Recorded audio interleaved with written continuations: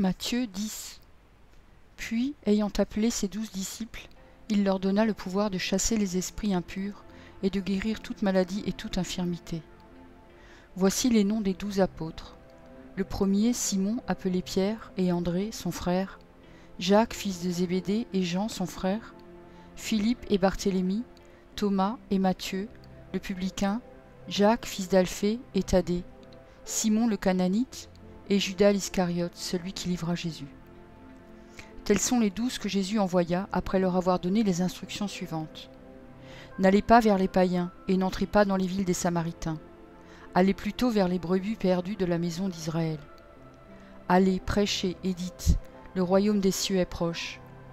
Guérissez les malades, ressuscitez les morts, purifiez les lépreux, chassez les démons. Vous avez reçu gratuitement, donnez gratuitement.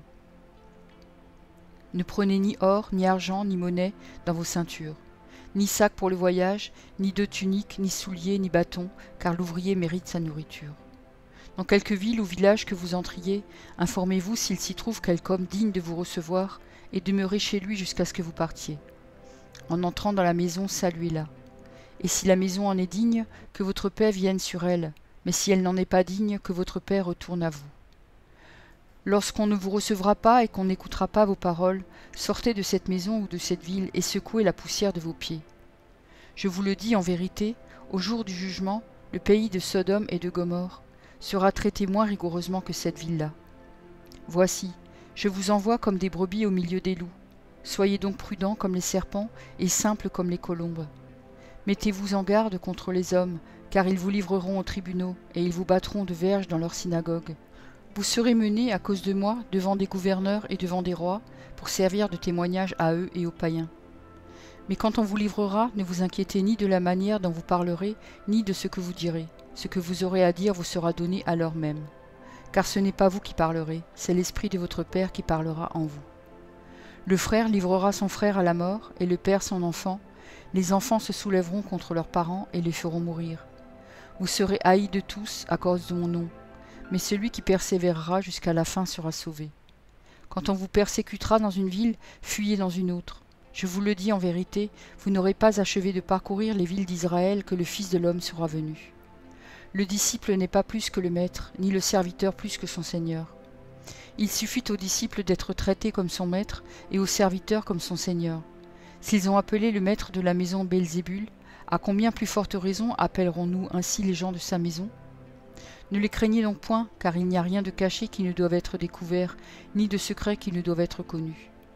Ce que je vous dis dans les ténèbres, dites-le en plein jour, et ce qui vous est dit à l'oreille, prêchez-le sur les toits. Ne craignez pas ceux qui tuent le corps et qui ne peuvent tuer l'âme. Craignez plutôt celui qui peut faire périr l'âme et le corps dans la géhenne. Ne vend-on pas 2 passereaux pour un sou ?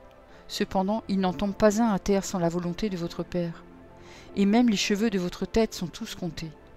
Ne craignez donc point, vous valez plus que beaucoup de passereaux. C'est pourquoi quiconque me confessera devant les hommes, je le confesserai aussi devant mon Père qui est dans les cieux. Mais quiconque me reniera devant les hommes, je le renierai aussi devant mon Père qui est dans les cieux. Ne croyez pas que je sois venu apporter la paix sur la terre. Je ne suis pas venu apporter la paix, mais l'épée. Car je suis venu mettre la division entre l'homme et son père, entre la fille et sa mère, entre la belle-fille et sa belle-mère. Et l'homme aura pour ennemi les gens de sa maison. Celui qui aime son père ou sa mère plus que moi n'est pas digne de moi, et celui qui aime son fils ou sa fille plus que moi n'est pas digne de moi. Celui qui ne prend pas sa croix et ne me suit pas n'est pas digne de moi. Celui qui conservera sa vie la perdra, et celui qui perdra sa vie à cause de moi la retrouvera. Celui qui vous reçoit me reçoit, et celui qui me reçoit reçoit celui qui m'a envoyé. Celui qui reçoit un prophète en qualité de prophète recevra une récompense de prophète, et celui qui reçoit un juste en qualité de juste recevra une récompense de juste. Et quiconque donnera seulement un verre d'eau froide à l'un de ces petits, parce qu'il est mon disciple, je vous le dis en vérité, il ne perdra point sa récompense.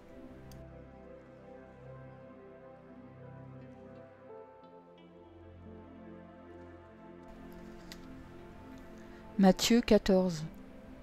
En ce temps-là, Hérode le tétrarque, ayant entendu parler de Jésus, dit à ses serviteurs, « C'est Jean-Baptiste. Il est ressuscité des morts, et c'est pour cela qu'il se fait par lui des miracles. » Car Hérode, qui avait fait arrêter Jean, l'avait lié et mis en prison à cause d'Hérodias, femme de Philippe, son frère. parce que Jean lui disait « Il ne t'est pas permis de l'avoir pour femme ».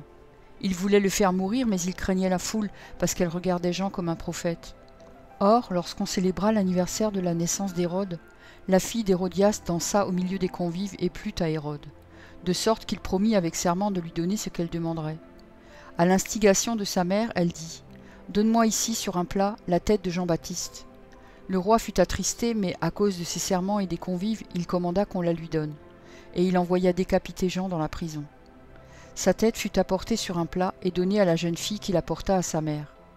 Les disciples de Jean vinrent prendre son corps et l'ensevelirent, et ils allèrent l'annoncer à Jésus.